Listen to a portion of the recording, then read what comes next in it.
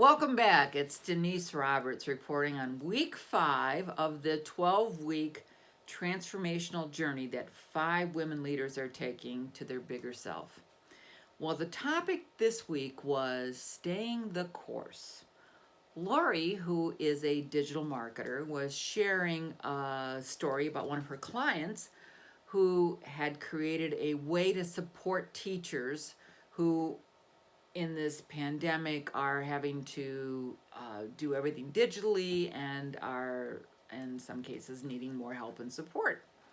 And this woman and Lori had worked out a strategy and they were 6 weeks into it, and the client says, Lori, I think we should go in another direction. This isn't working. We're not getting any nibbles, nothing.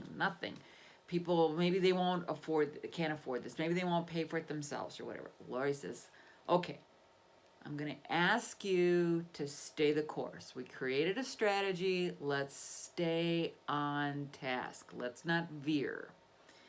And sure enough, the very next day, Lori gets a phone call from the client saying, you're right. I just got an entire school district. So then we took it back to ourselves, and this conversation got into, how is this like us?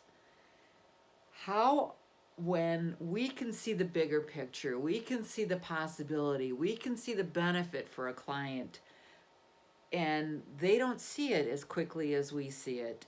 How often do we say, well, let me try this. Let's go in this direction. Let me try that. Or let me veer over here. And before we know it, we're taking one step in 20 different directions. What if we took 20 steps in one direction and just stayed the course? Well, that led to a great conversation with the 2 or 3 women that are trying to attract a new market to a new product offering. And they started to bubble up what could be 20 steps in one direction. So they committed this week to staying the course, not veering, and let's see how they progress. So we'll talk to you next week. Take care.